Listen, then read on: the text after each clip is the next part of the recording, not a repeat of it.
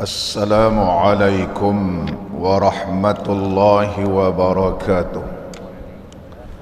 الحمد لله رب العالمين، والصلاة والسلام على سيدنا ونبينا وحبيبنا محمد وعلى آله وأصحابه أجمعين. رب اشرح لي صدري ويسر لي أمري واحلل عقدة من لساني يفقه قولي.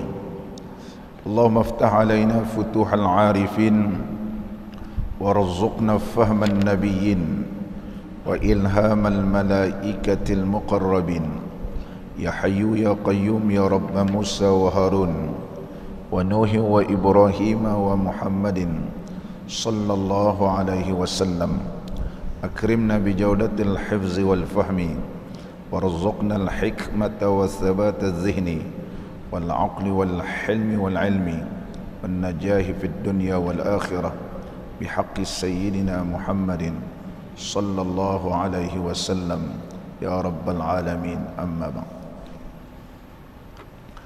Alhamdulillah, syukur kita kehadrat Allah Subhanahu wa taala kerana dapat kita sama-sama pada pagi ini meneruskan pembacaan kitab kita Al-Qawlut Tam fi Ahkamil Ma'mumi wal Imam, karangan Syekh Ibn Imad Asy-Syafi'i rahimahullahu ta'ala rahmatan wasi'ah.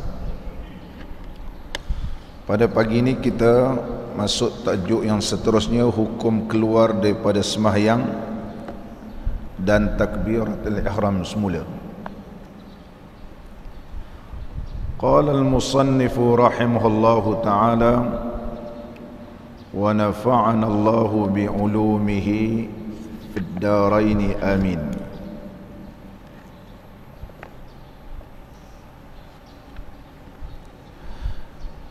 Mengikut qaul pendapat yang sahih, jika seseorang bertakbiratul ihram masuk sembahyang, kemudian ia diganggu was-was, lalu ia pun keluar daripada sembahyang itu dan bertakbiratul ihram ia semula, maka perbuatan ini adalah haram.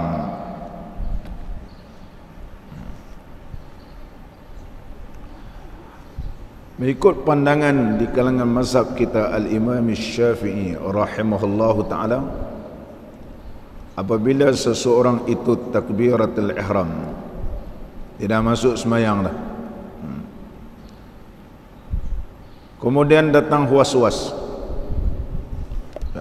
selepas takbiratul ihram, Allahu Akbar, datang was-was. Was-was,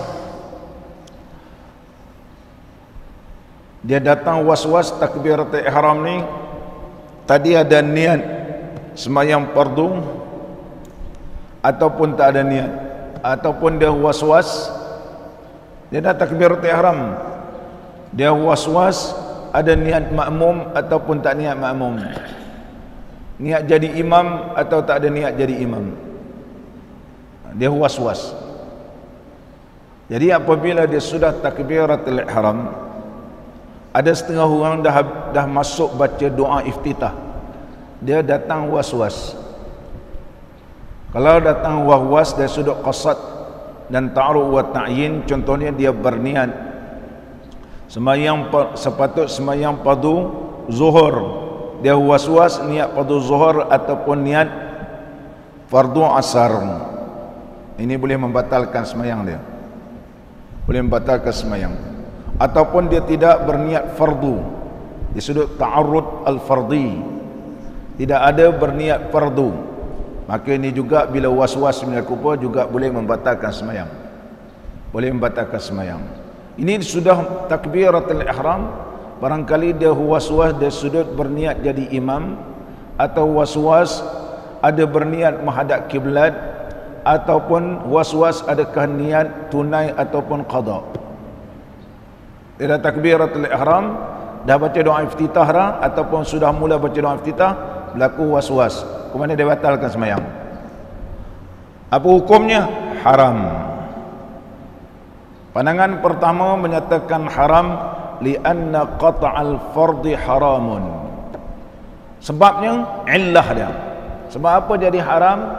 Kerana memutuskan fardu itu haram. Memutuskan fardu adalah haram kerana dia sudah fardu. Sepatutnya dia sudah sah, ada qasad, ada ta'arud dan ta'yin. Dia ada berniat aku semayang, qasad, aku semayang, mana qasad. Ada ta'arud, berniat fardu, dan sudah ada ta'yin, menentukan waktu. Tetapi hanya dari sudut sunat-sunatnya yang dia syak, dia tidak perlu membatalkan semayang, tapi dia batalkan semayang, hukumnya haram. Kias dari sudut mana yang kata haram? Ada dalil pada Quran? Tidak ada dalil Quran. Ada dalil pada hadis permasalahan yang sebut ini? Tidak. Tetapi di atas jalan kias, maka dikiaskan kepada asal. Tu asal membatalkan fardu. Ini ialah asal. Untuk kita jadikan hukum cabangan, maka cabang ini mesti rujuk kepada asal. Asal ialah membatalkan fardu. Sudah melakukan perkara yang telah diwajibkan oleh Allah, kita batalkan, hukumnya haram. Maka mana-mana perkara yang berkaitan melakukan fardu dan kita batalkan, kita kiaskan kepada dia. Ini namakan kias dalam hukum usul fiqh. Ada 4 rukun dalam bab kias. Hukum asal ialah membatalkan fardu. Contoh, dikiaskan, dia kata, sebagai perbandingan. Mana kias? Seperti orang yang membayar kafarah puasa. Contohnya, pasangan suami isteri melakukan persetubuhan di siang hari, maka lelaki ini diwajibkan membayar kafarah, berpuasa 2 bulan berturut-turut, kerana zaman sekarang tak ada hamba abdi untuk dimerdekakan. Berpuasa 2 bulan berturut-turut,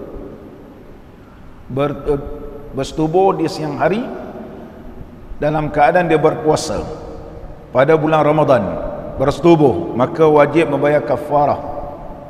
Bila dia bayar kafarah, berpuasa 2 bulan berturut-turut. Contohnya hari ini dia berpuasa, dah 7 hari dia puasa, hari ini hari yang ke-7, tiba-tiba hari ini ada orang kenduri kahwin. Dia kata tak apalah, aku batalkan,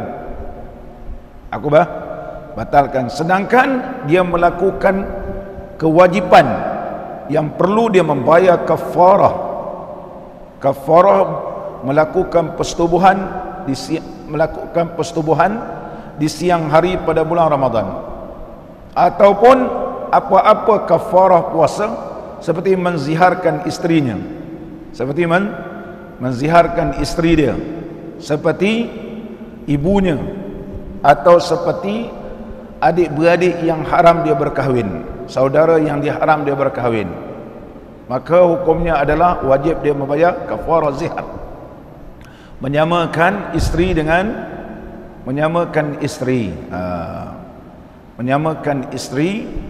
dengan ibunya. Tetapi menyamakan isteri dari sudut akhlak yang baik, ianya tidak dijadikan zihar.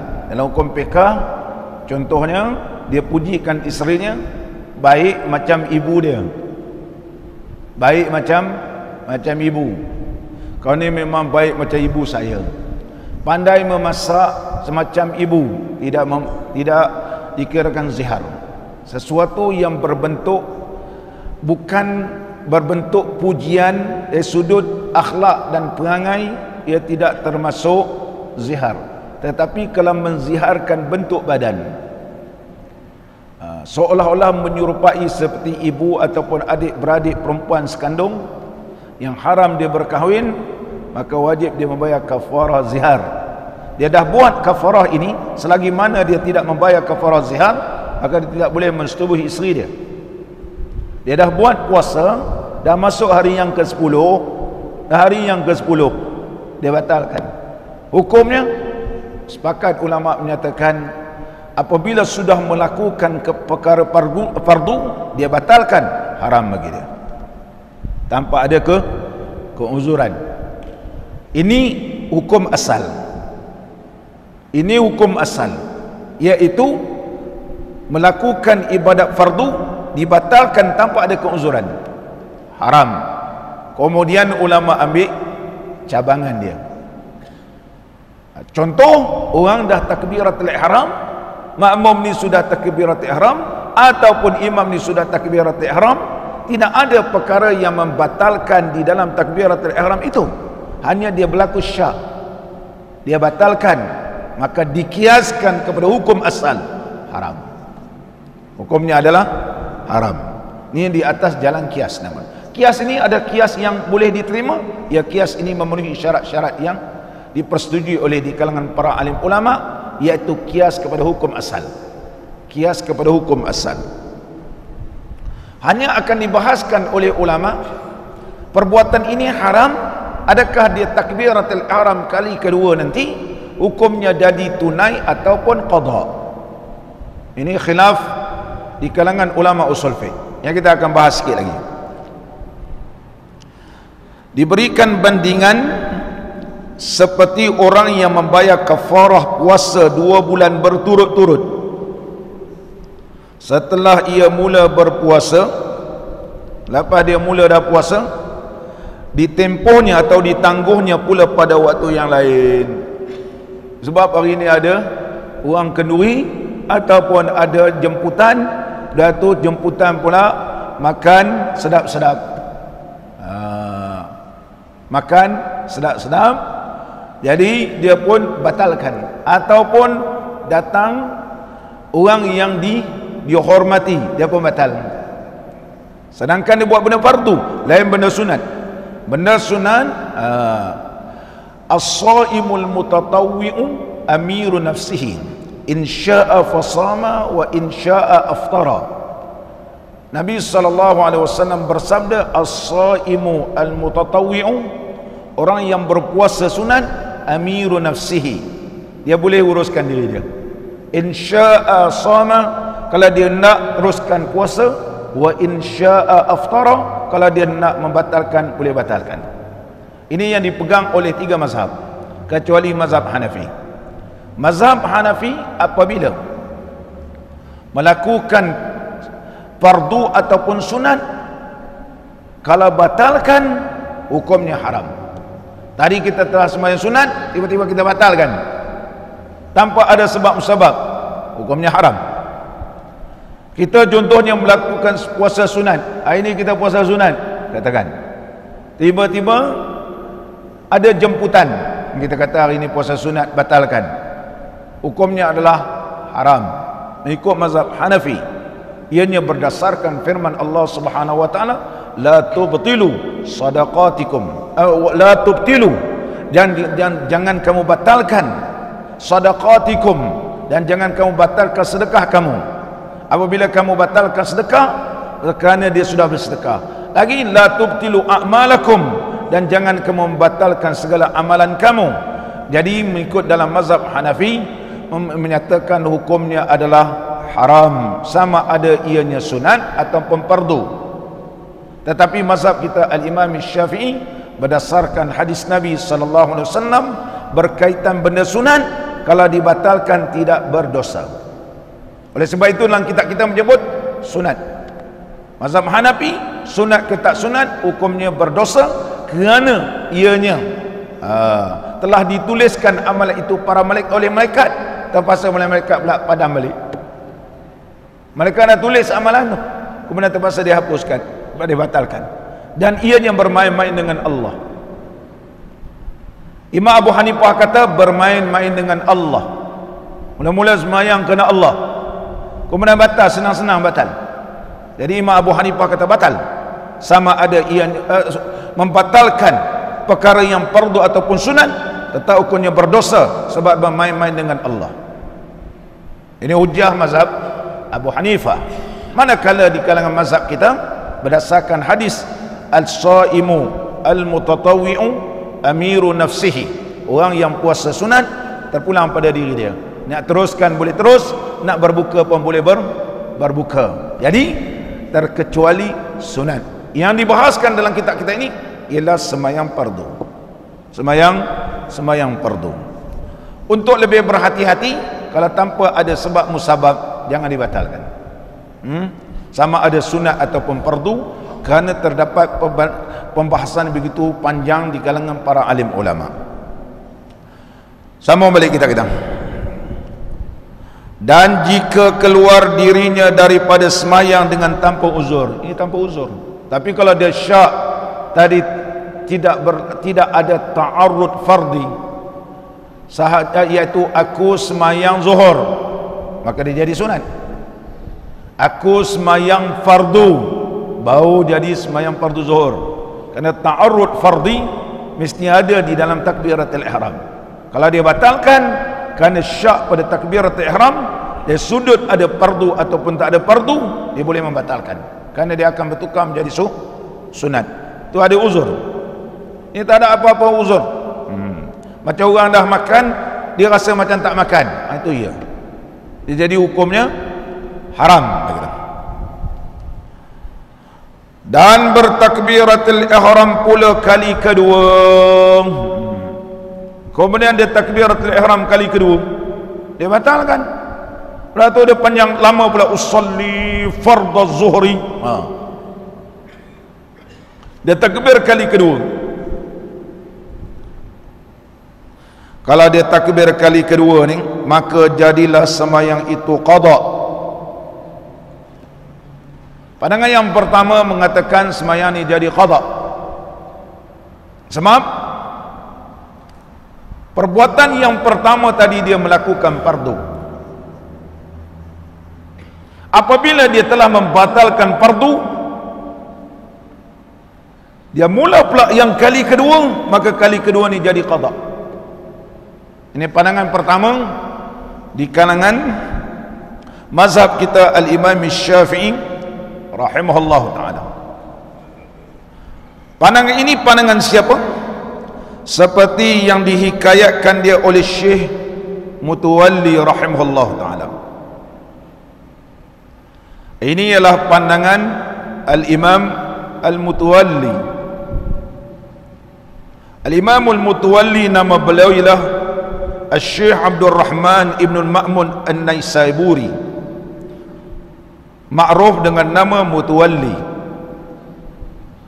Lahir pada tahun 426 Hijriah dan meninggal dunia pada tahun 478 Hijriah.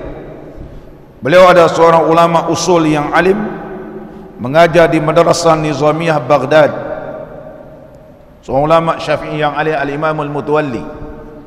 Beliau tegas, kata hukumnya qada. Pandangan beliau ini disokong juga dan gurunya qadi, iaitu Qadi Husain. Apabila disebut qadi Husain, apabila disebut dua orang qadi, iaitu Qadi Ruyani dan Qadi Mawardi. Apabila disebut dua orang syekh, iaitu Al-Imam Nawawi dan Imam Rafi'i. Ini istilah dalam baca kitab fiqh mazhab Imam Syafi'i. Disebut qadi ialah Qadi Husain. Qadi Husain rahimahullah ta'ala, nama beliau ialah Husain ibnu Muhammad ibnu Ahmad. Beliau adalah seorang qadi di kalangan fuqaha mazhab Al-Imam Syafi'i, seorang yang alim. Beliau adalah seorang yang alim dan ramai anak murid beliau. Di antara anak murid beliau yang terkenal, Imamul Haramain Abdul Malik Al-Juwaini rahimahullah ta'ala, dan juga Al-Imamul Mutawalli, yang sebagaimana dalam kitab kita ni. Al-Imamul Mutawalli mengaji dengan Qadi Husain.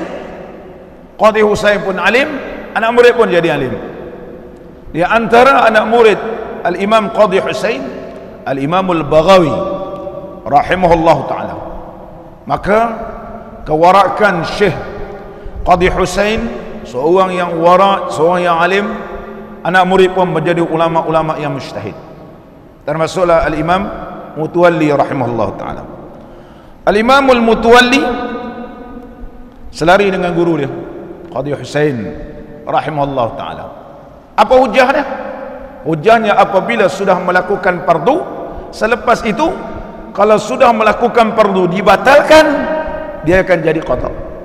Diumpamakan kalau kita sepatutnya waktu subuh ialah waktu sekarang, ini fardunya, tiba-tiba terkeluar daripada waktu, maka nama dia qada.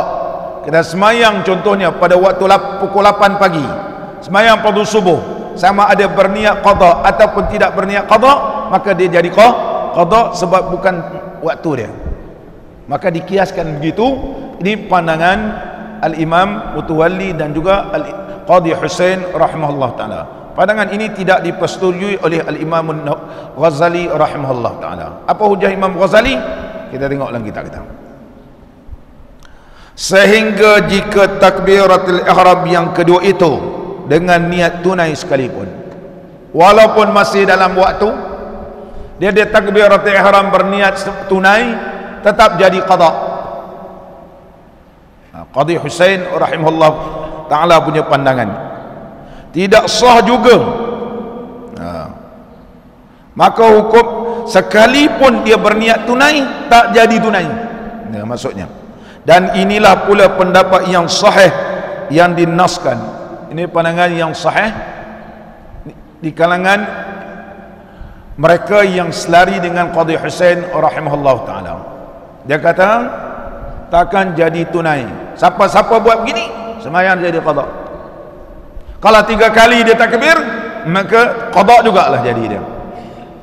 Pandangan ini begitu berat sekali. Jadi di kalangan para ahli ulama tidak semuanya selari dengan pandangan Qadhi Husain. Kalau tak selari, apa hujah dia? Apabila tidak selari dengan pandangan Qadhi Husain, apa hujah dia? Sama ada pandangan Qadhi Husain ini adalah pandangan yang paling kuat ataupun tidak. Walaupun ianya tidak disetujui oleh beberapa ulama-ulama yang lain, tapi atas jalan berhati-hati, jangan membatalkan semayang tanpa ada sebab. Sebagaimana Syekh Qadhi Husain selari dengan mazhab yang lain, termasuk mazhab Imam Abu Hanifah. Dan tersebut di dalam kitab Syama'il. Sebenarnya nama kitab ni lah Asy-Syamil nama dia, bukan Syama'il sebenarnya. Jamak Syamil lah Syama'il. Berkata pengarang kitab Asy-Syamil, ataupun dalam kitab kita ni tulis Syama'il. Berkata pengarang kitab Asy-Syamil, dan telah berkata Al-Imam Syafi'i radhiyallahu an, jika bertakbir ihram seorang yang musafir dengan sembahyang. Ini hujah Qadhi Husain. Qadhi Husain berhujah. Contoh, seorang yang bermusafir ni, dia musafir. Contohnya dia bermusafir daripada Melaka, dan disyaratkan bagi orang yang bermusafir boleh sembahyang jamak dan qasar, mesti ia bermusafir sebelum waktu masuk. Kalau waktu sembahyang sudah masuk dan ianya boleh melakukan sembahyang, dia tak mau sembahyang, nanti dekat RNR air keruh baru dia sembahyang, maka dia tidak boleh jamak qasar. Sebab apa? Sebab waktu dia tidak bermusafir, waktu sudah masuk. Kedudukan waktu sudah masuk itu, dia bukan musafir, dia adalah orang bermukim atau bermustautin di negeri Melaka. Maka kewajipannya dipandang pada awal, dilihat pada awal. Awalnya dia bermukim, bermustautin atau musafir. Dia bermustautin memang di negeri Melaka. ataupun dia bermukim di negeri Melaka. Sudah 10 tahun, 20 tahun duduk sini dah. Hanya dia tak tahu pencen di balik kampung ataupun di tempat lain. Tetap dia dinamakan bermukim. Kedudukan awal dia bermukim, maka hendaklah dikira pada awal. Al-ibratu bil awaili, yang diambil kira ialah pada permulaan, la, bukan pada al-thawani, pada pertengahan. Maka kena ingat, kerana kedudukan awal dia ialah ianya bukan bermusafir. Sekiranya dia pergi sampai R&R, air keruh, ataupun di Pedas ataupun di Senawang, dia semayang jamak kasar, tak sah. Sebab dia bukan bermusafir pada peringkat awal. Sekiranya ia memang boleh mendirikan solat, tetapi kalau dia tidak boleh mendirikan solat kerana dalam perjalanan masih lagi belum keluar kawasan dia sedang memandu, ini dikirakan orang yang sudah mula bermusafir, diberikan kelonggaran. Tapi kalau masih dalam rumah boleh semayang lagi, kena semayang. Biasa berlaku suami isteri, isteri ini nak semayang dulu lah bang, kau semayang lambat,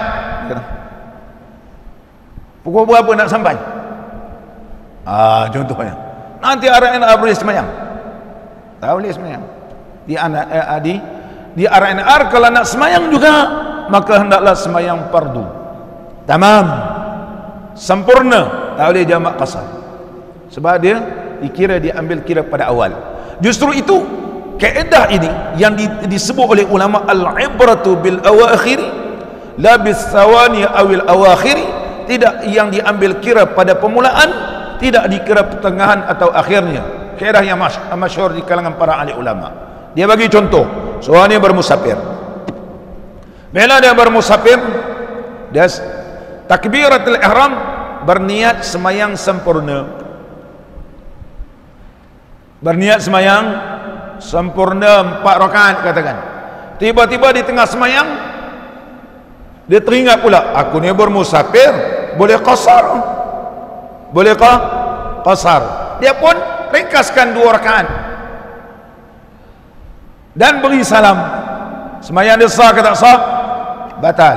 Sebab menukarkan niat di dalam semayang, hukumnya disebutlah hukum fiqh, dia antara perkara yang boleh membatalkan semayang, menukar niat di dalam semayang, hukumnya batal. Daripada 4 jadi 2, batal. Bila batal, dia nak semayang kali kedua, ataupun dia qada. Bila sembang-sembang dengan kawan kata mana boleh, kerana niat dalam takbiratul ihram, bukan dalam semayang nak tukar jadi 2 rakaat.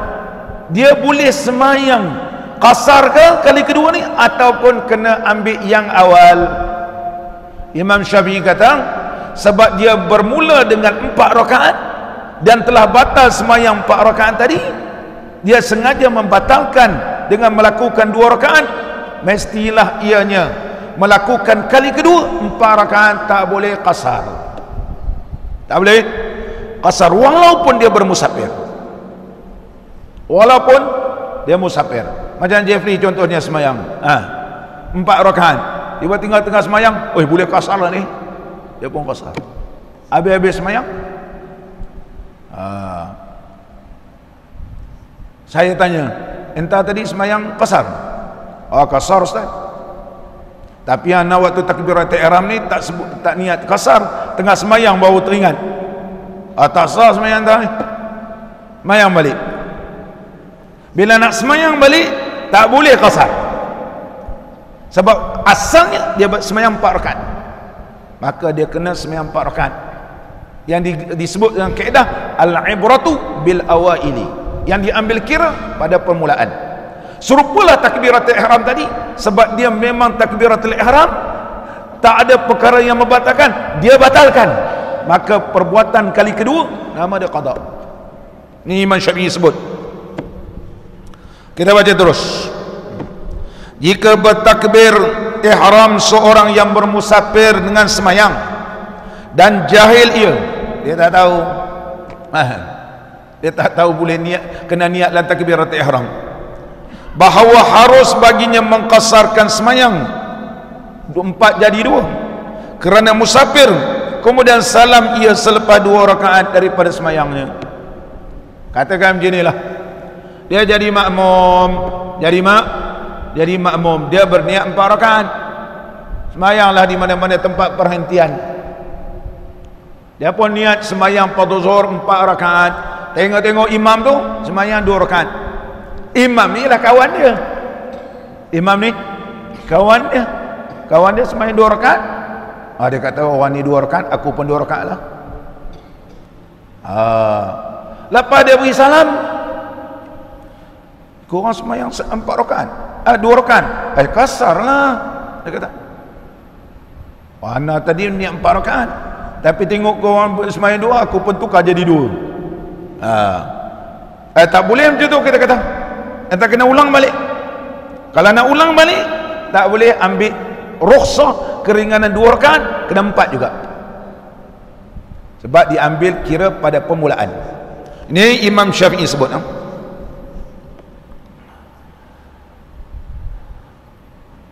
Kemudian dia tiba-tiba dia beri salam selepas 2 rakaat daripada semayang, maka sungguhnya telah sengaja ia membatalkan semayang dia. Dikira sengaja membatal. 4 ditukar jadi 2. Dan beliau berkata, Al-Imam Syafi'i, masalah ini, jika bertakbiratul ihram seorang dan berniat ia pada sembahyang tamam, takbiratul ihram niat sembahyang sempurna 4 rakaat, atau bertakbiratul ihram semata-mata tak ada niat apa-apa pula, Allahu Akbar, tak ada takbir, tak ada niat 4 rakaat, tak ada niat qasar, dia pun tak tahu imam depan, dia pun ikut. Kalau imam 4 rakaat, aku 4 rakaat tamam. Kalau imam qasar, aku qasar. Ini pun tak sah sembahyang ni. Kalau imam 4, aku 4. Kalau imam 2, aku 2. Ada orang begitu. Nak tanya, imam dah tengah sembahyang. Nak tanya orang sebelah pun dah sembahyang. Ada pun takbir. Takbir ketika mana takbiratul ihram, berniat waktu takbiratul ihram bertaklik, maka hukumnya batal sembahyang. Secara automatik sembahyang batal. Takbiratul ihram tidak boleh bertaklik, bergantung. Macam kakak-kakak sekarang musim hujan, pagi hujan, balik daripada kuliah ni hujan kan, sampai dekat Zuhur, dekat-dekat Zuhur nanti adalah cahaya matahari, dia pun sidai kain di luar. Dia tengok-tengok ada kot, dah lama hujan, hujan. Dia pun waktu semayang Zuhur, dia takbiratul ihram sahaja, aku semayang fardu zuhur atau aku semayang fardu zuhur, tapi dia bertaklik, kalau hujan aku berhenti, kalau tak hujan aku teruskan, kalau hujan aku berhenti, kalau tak hujan aku teruskan. Semayang batal. Sebab semayang bukan kerana Allah, kerana hujan. Dia bertaklik. Begitu juga keadaan orang yang kedua ni. Kalau imam 4, aku 4. Kalau imam 2, aku 2. Itlaq nama dia. Batal semayang. Cuba kita. Kemudian membatal ia semayang itu, maka wajib atasnya mengqadakkannya dengan semayang tamam. Dia tak boleh kasar. Dia kena tamam, kena 4 rakaat, walaupun dia seorang yang bermusafir, sebab dia ambil kira permulaan.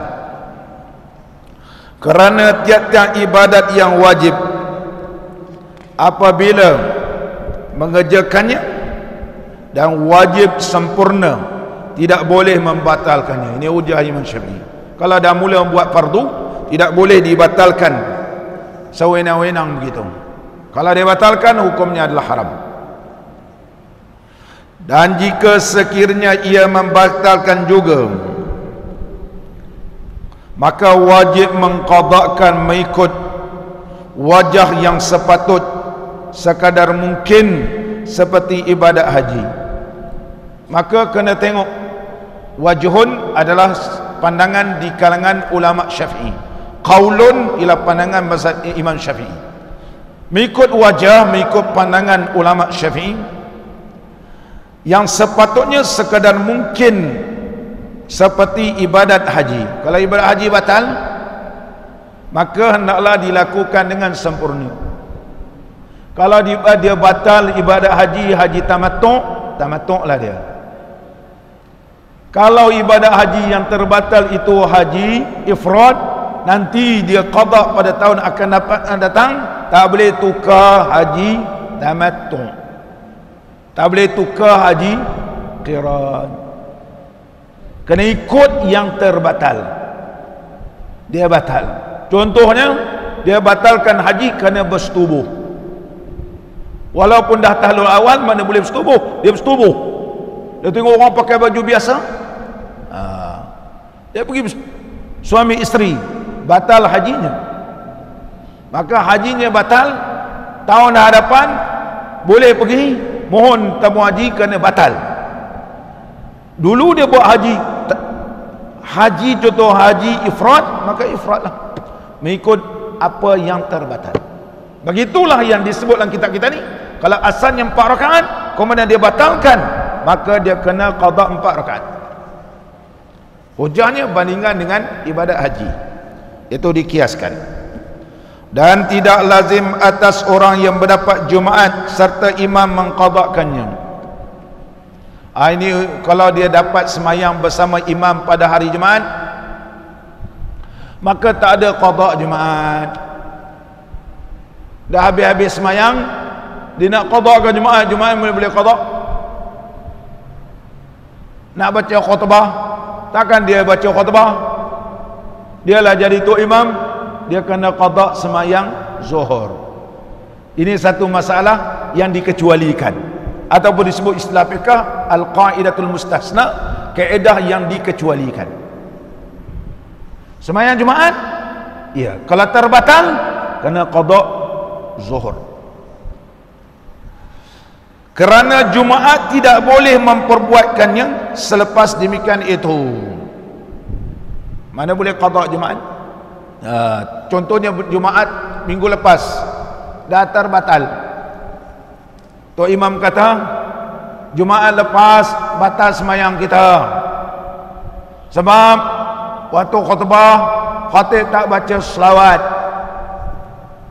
khatib tak baca selawat, ataupun tak ada sebut ittaqullah, tak cukup rukun. Pada hari ini lepas semayang Jumaat, kita qada semayang Jumaat yang lepas, tak ada qada. Jumaat tak ada qada, yang ada semayang padu zuhur, yang padu zuhur. Masalah ke-15, mengulangi semayang dalam waktu adakah disebut qada ataupun ada? Tadi dia semayang, dah tu dibatalkan tanpa ada keuzuran dan tanpa ada sebab-sebab. Dah tu dia takbiratul ihram untuk semayang kali kedua. Semayang kali kedua ini dikirakan tunai ataupun qada. Al-Syekh Abu Ishaq Al-Shirazi rahimahullah ta'ala, Al-Imam Abu Ishaq Al-Shirazi, seorang ulama yang alim dalam mazhab kita Al-Imam Syafi'i rahimahullah ta'ala. Dia seorang yang susah, Imam Shirazi ini, sehingga bercita-cita nak makan sedap pun tak sempat, nak beli pun tak ada duit. Al-Imam Shirazi, beliau banyak menghabiskan masa dengan mengajar, sehingga kadang-kadang tidak sempat untuk makan. Al-Imam Shirazi di antara ulama yang begitu susah. Al-Imam Shirazi, beliau alim, mengarang kitab At-Tanbih, sehingga Imam Nawawi rahimahullah ta'ala mensyarahkan kitab Tanbih Imam Shirazi rahimahullah ta'ala. Al-Imam Abu Ishaq Al-Shirazi rahimahullah ta'ala, beliau bermimpi dengan Nabi sallallahu alaihi wasallam sebab mengarang Muhazzab. setelah mengarang kitab Muhazzab yang disyarahkan oleh Imam Nawawi, nama kitabnya Majmu'. Setelah mengarang kitab Muhazzab, Al-Imam Syirazi mengarang kitab Muhazzab ialah selama 15 tahun.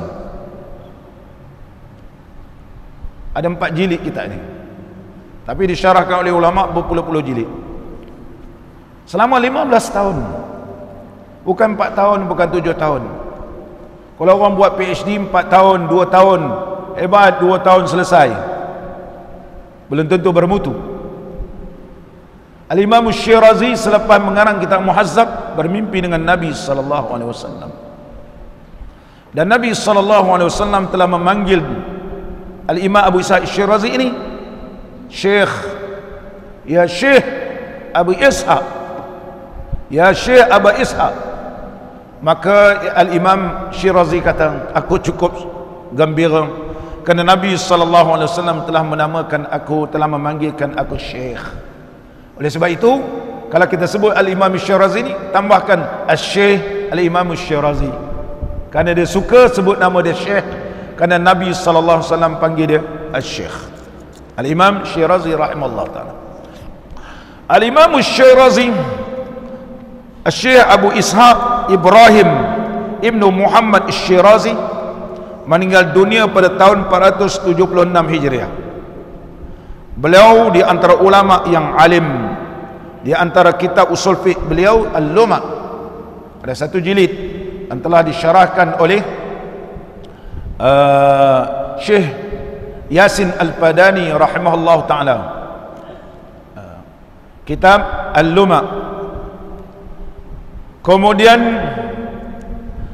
beliau mengarangkan nama kitab Syarhul Luma', selama 2 jilid usul fiqh Al-Luma'. Kemudian disyarahkan menjadi, tetapi berbeza dengan matanya sedikit, nama dia Syarhul Luma'. Al-Imam Syirazi. Di antara kitab fiqh At-Tanbih, di antaranya juga Al-Muhazzab. Al-Imam Syirazi. Syekh Syirazi sebut, kita tengok Syekh Syirazi telah menjazamkan dalam kitab Al-Luma', kitab Luma' yang awal sekali, belah depan sekali. Guru saya di Mesir, Dr. Ibrahim Hafnawi, ketika mengajar kitab Al-Luma', beliau membahaskan begitu panjang berkaitan qada dan ada ini. Saya petik huraian tuan syekh saya, Syekh Ibrahim, Profesor Dr. Ibrahim Hafnawi rahimahullah ta'ala, seorang ulama yang alim dalam usul fiqh. Beliau telah mengganti bapa mentuanya Syekh Abdul Salam menjadi khalifah tariqah Khatibiyah As-Sazuliyah sekarang ni di Mahalla Kubra.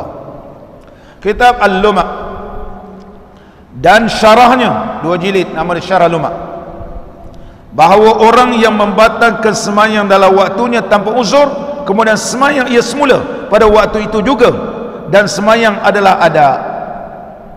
Imam Syirazi dia tak setuju pandangan Qadhi Hussein dan juga Imam Tuwali. Kerana Syekh Syirazi menghuraikan dalam kitab Al-Luma' dalam membahaskan sunan, al-mandub, al-wajib, al-muharram, dalam bab rukun ataupun kita bahas ada hukum wadai dan ada hukum taklifi.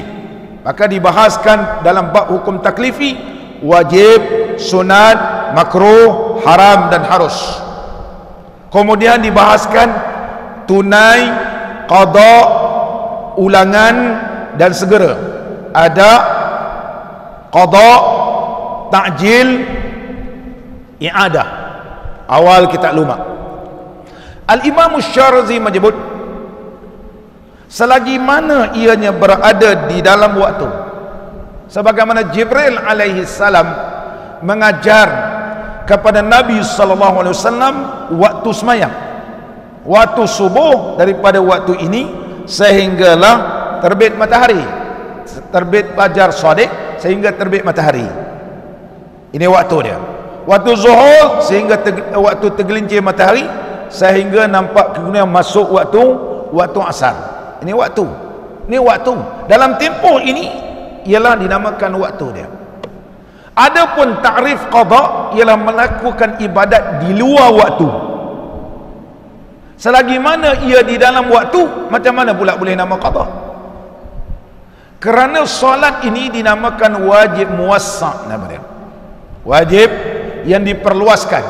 Sekarang contohnya masuk waktu, kita sedang memandu, sepatut kita kena semayang, tapi kita berniat nanti sampai ke tempat perhentian aku berhenti nak semayang. Jadi niat kita itu menduduki fardu. Andainya berlaku kematian, kita dikira sudah menunaikan semayang. Kena ada niat begitu. Sebab ini dinamakan wajib yang diperluaskan. Boleh pada awal, boleh pada tengah, boleh pada akhir. Selagi mana ianya berada dalam lingkungan ini, tetap dinamakan tunai. Adapun keluar daripada waktu ni, nama dia qada.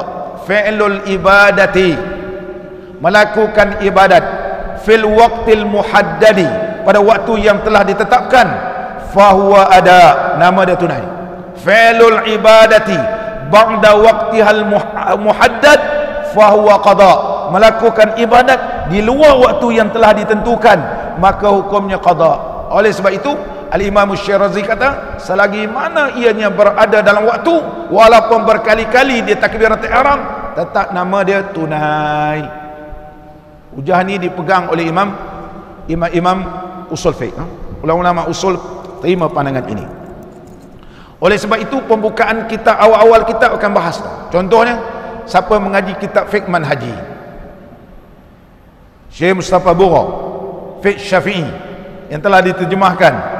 Menteri Agama pun ada terjemah. Cetakan Jakim, kemudian dulu cetakan Darus Syakir, fiqh manhaji, itu fiqh Syafi'i. Awal-awal lagi Syekh Mustafa Bura huraikan apa itu wajib, apa itu sunat, kemudian dihuraikan apa itu tunai, apa itu qada, apa itu ta'jil. Sebab apa? Kalau faham istilah ni, nanti kalau baca kitab seterusnya faham. Kalau mengaji tak ada baca muqaddimah, bila baca walaupun panjang mana, dia tidak akan faham lah. Dia tak dapat baca kitabnya, kerana sebab dia tinggalkan muqaddimah gitu. Jadi sama balik kita Imam Syirazi berpandangan begitu. Dan pendapat inilah pilihan Imamul Haramain. Imamul Haramain walaupun anak murid Qadhi Husain, tapi dia tak selari dengan tu'u dia. Dia kata tunai walaupun ianya 2-3 kali takbiratul ihram. Dan anak murid Imam Haramain Abdul Malik Al-Juwaini, iaitu Al-Imam Al-Ghazali, ikut guru dia. Dan Al-Imam Al-Ghazali, Imam Ghazali anak murid Abdul Malik Al-Juwaini, Imamul Haramain. Imamul Haramain anak murid kepada Al-Imam Al-Buwaiti. Al-Imam Al-Buwaiti anak murid kepada Al-Imam Syafi'i. Hampir. Oleh sebab itu mereka ini tahu pandangan imam, dia tahu dalil imam, dia tahu siapa yang meriwayat. Orang zaman sekarang dia tak tahu, sebab jarak jauh. Kalau bagi pandangan pun keliru. Bercakap hebat, tapi boleh tentu betul, sebab dia jarak jauh. Imam Syafi'i hampir dengan Nabi SAW, pernah bertemu dengan sahabat Nabi dan mengambil ilmu daripada sahabat Nabi SAW. Kemudian daripada sahabat kepada Nabi, dia punya silsilahnya terlampau hampir. Adakah orang sekarang berani nak tuduh Imam Syafi'i tak betul? Jarak kita dengan Nabi, jarak kita dengan sahabat, lagi jauh, dengan sahabat pun jauh. Adakah kita rasa pandai dengan Imam Syafi'i? Orang yang berada di zaman Jepun, saya yang tak zaman Jepun, kalau cerita macam mana zaman Jepun, makan ubi lah apa semua, tak terasa kita kepayahan itu. Cakap hebat, zaman Jepun macam ni, tak sama dengan orang yang berada. Oleh sebab itu kalau dengar pandangan orang zaman sekarang, dia rasa dia lebih hebat Imam Syafi'i. Jarak pun jarak jauh kita. Sama balik kita. muslimin dan muslimat yang dirahmati oleh Allah, pada masalah orang yang sempit atasnya waktu semayang, dengan bahawa kuat sangkanya ia takkan hidup sampai akhir waktu, kemudian didapati hidupnya, tidak tepat sangkaannya.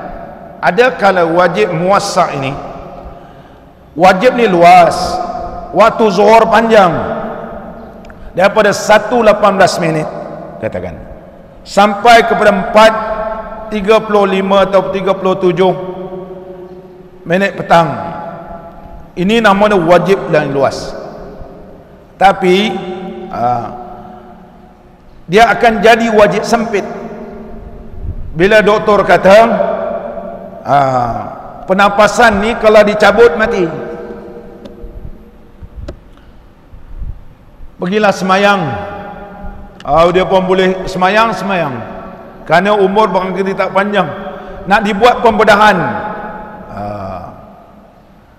dan dia akan sedang sebab meja operasi ataupun dia punya pembedahan ni pembedahan yang besar, dibiuskan seluruh badan. Dia akan sedang, kalau waktu zuhur sekarang ni katakan pada pukul 2 petang, ianya akan masuk bilik bedah dan selesai pembedahan tersebut begitu lama, dan dia akan sedang lebih kurang waktu maghrib nanti dia sedang.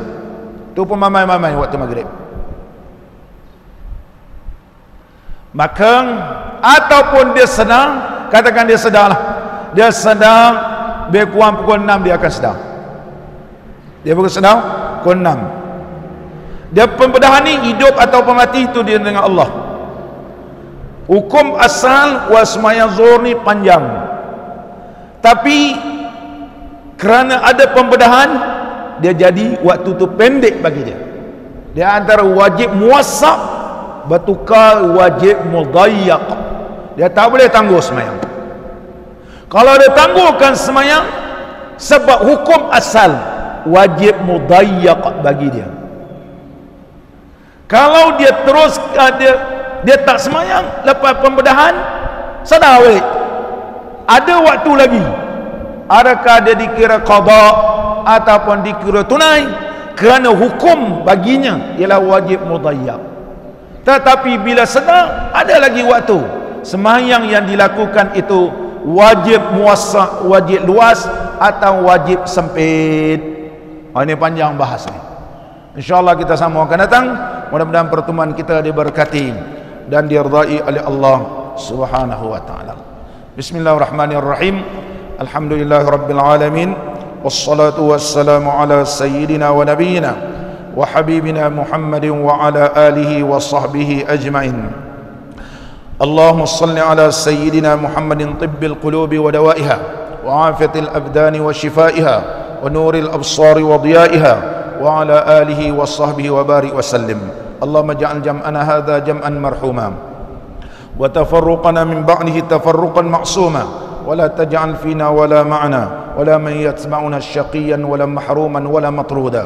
ربنا آتنا في الدنيا حسنة وفي الآخرة حسنة وقنا عذاب النار. وصلى الله على سيدنا محمد وعلى آله وصحبه وبارك وسلم والحمد لله رب العالمين.